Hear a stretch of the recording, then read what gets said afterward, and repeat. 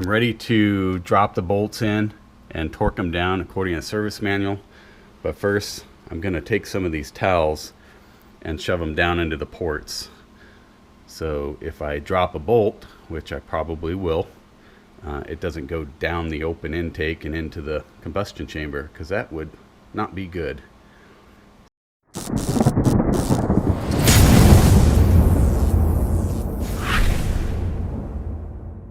So we're going to fill all those holes up, get the bolts in there, torque them down. I'll show you that process, and then we'll pull out the paper towel, and well, we might put the lid on today. I don't know yet. If not, we're going to cover up the screws anyway.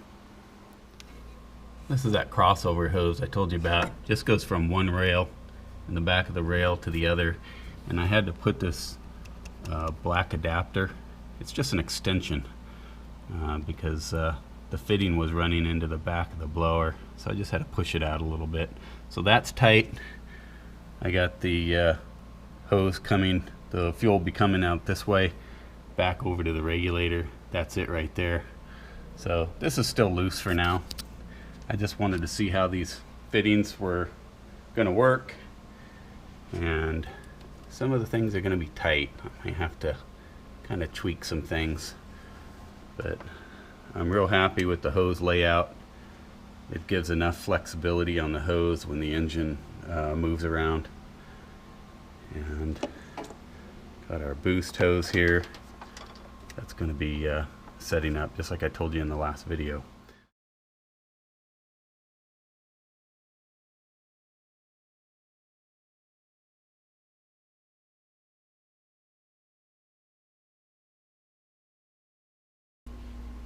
So there's the torque sequence, and the torque spec 44, and that's inch-pounds, and then second pass 89 inch-pounds. If you don't have an inch-pound wrench, at least get one at Harbor Freight. They work better than using a foot-pounds wrench, because a foot-pound wrench isn't going to be that accurate that low. It's better to use the inch-pound wrench. On the previous page is talking about putting the new gaskets on, which we already did in a previous video. And here it's saying to put a 5mm band of thread locker on. That's blue Loctite, medium strength, and install the bolts and torque. So I did go through these bolts. I ran a 6mm by 1.0 die down the bolts to clean off all the old Loctite that was on it. The holes in the supercharger or in the head rather, are nice and clean. It looks like all the Loctite came out on the bolts. The head of the bolt is going to be an 8mm, and I'm going to use a 1/4 drive inch-pound wrench right there.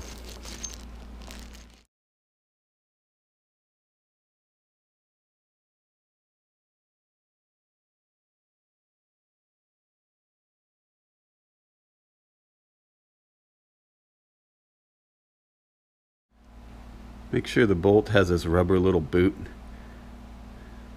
Helps center it into the supercharger. Just makes it a little easier, I guess, to find its home when you go to tighten it. And they do like to kind of want to come off.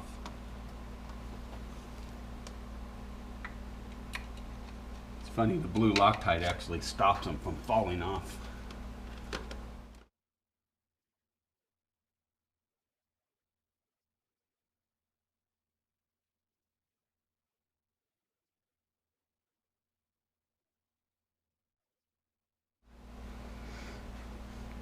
It's set at 44 inch-pounds.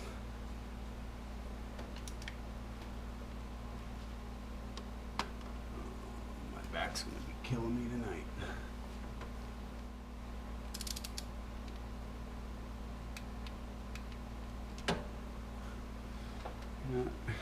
I'm going to cover those rotors while I think of it.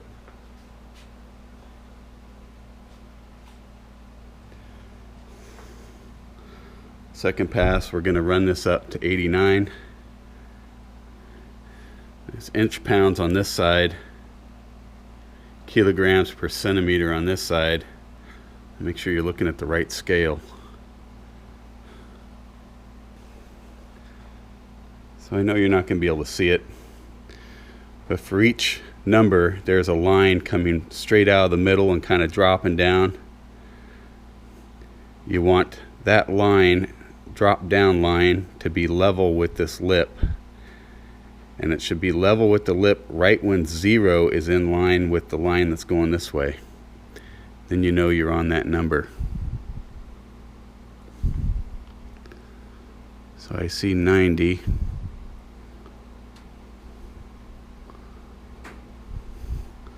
So there's 90, and to get 89 we just roll back to the 9, and then we could lock it in at the bottom so it doesn't move around. Keeps it that way.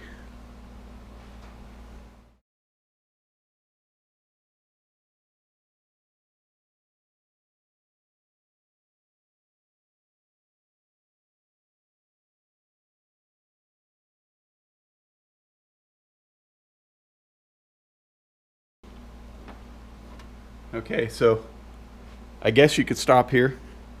This is what the book says. Go ahead, you're done.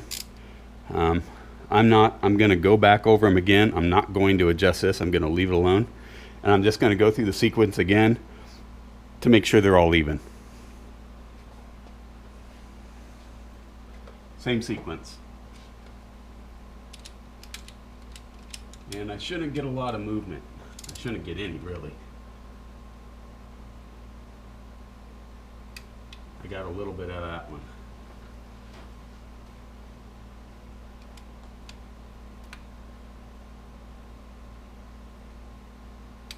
I got a little bit out of that one.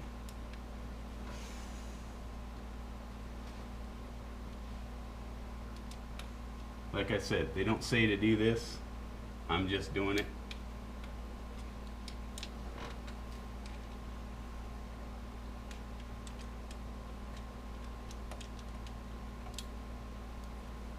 Right, wrong, or indifferent. That's just how I do it.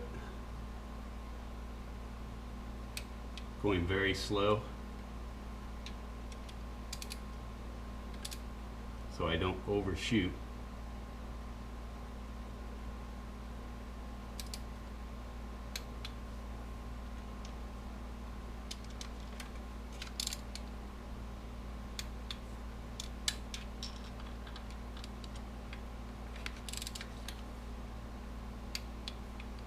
Have to do that one.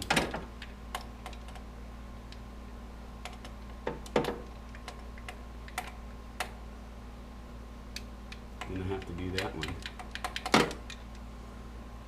It's almost like the last ones get tighter than the ones before. That one barely moved.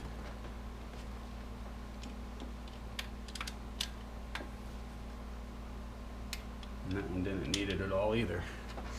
So I feel a little bit better about that. I was able to torque the center ones down a little bit more. You could do it a third time. I'm pretty confident they're nice and even. So we're going to leave it at that.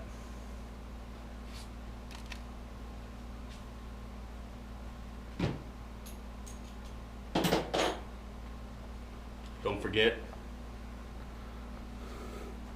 always back your torque wrench off to 0.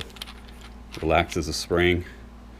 Follow your instructions. On this one, it says to exercise it before use, so I ran it all the way up to stops, and I ran all the way down, and then I set my first torque. We're back over here. I'm going to put the lid on it.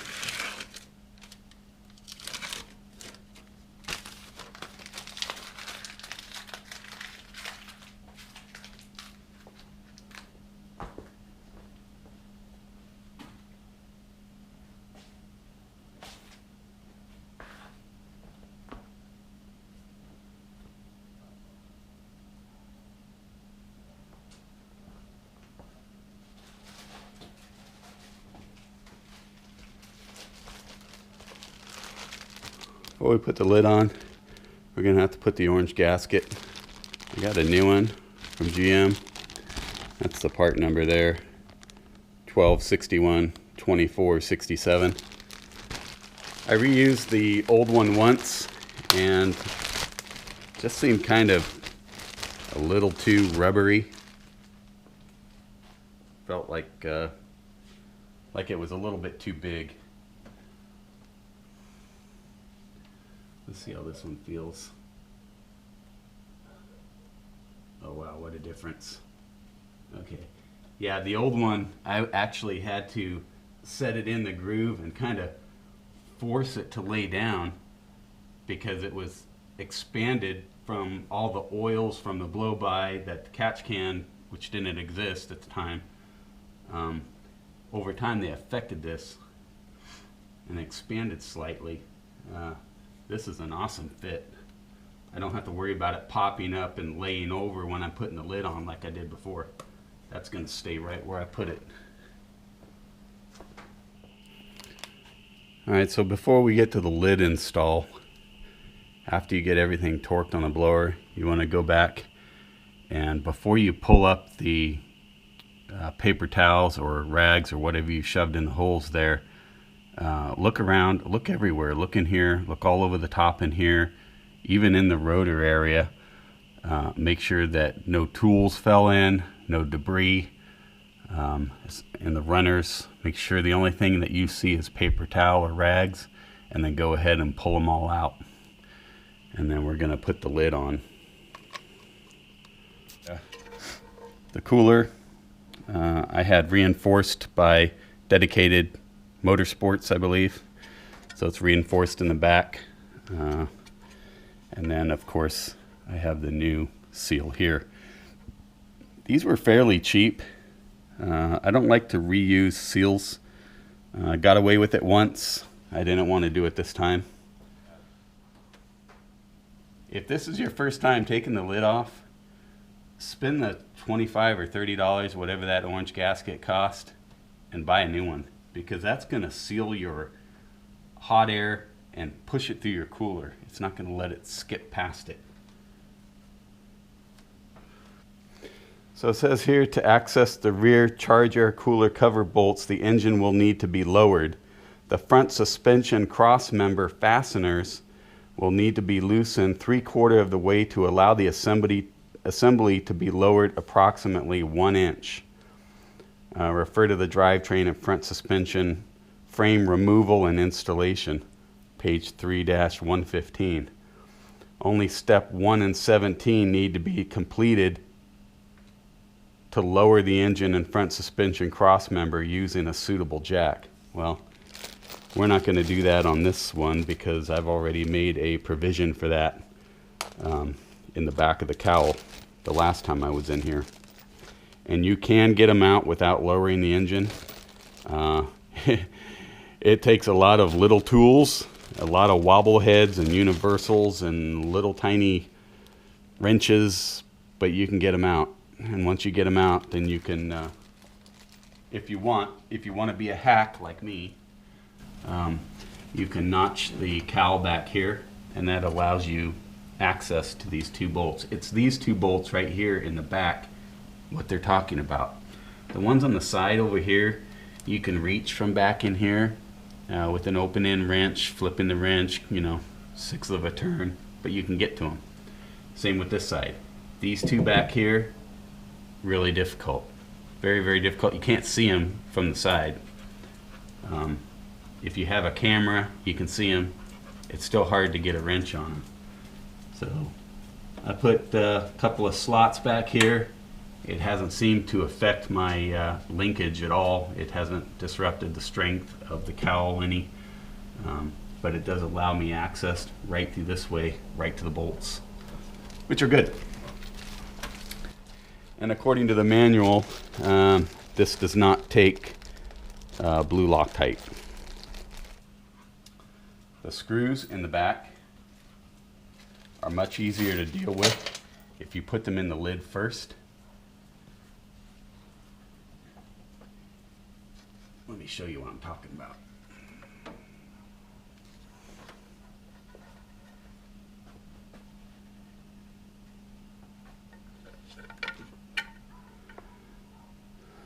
These two bolts, very difficult to get to.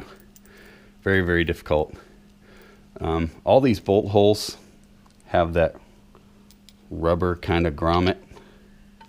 They just hold the bolt, see? It won't even fall out, which is nice. Holds it for you so you can get those bolts in. You can start them. Makes life a little easier. All you have to do is get the ratchet down on top of them. So now you can set it right in. I don't want them to stick out too far, but a little bit's okay. If you have a set of gear wrenches, most of you guys probably know this, but on the face of the gear wrench there's a little circle. That means that's the side up to tighten. The other side doesn't have it.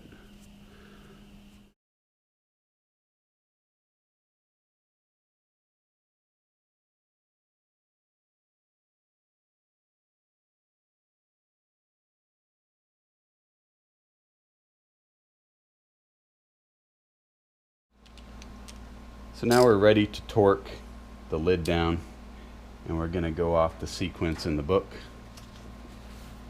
just like I had showed before. 44 inch-pounds and then 89 inch-pounds a second pass.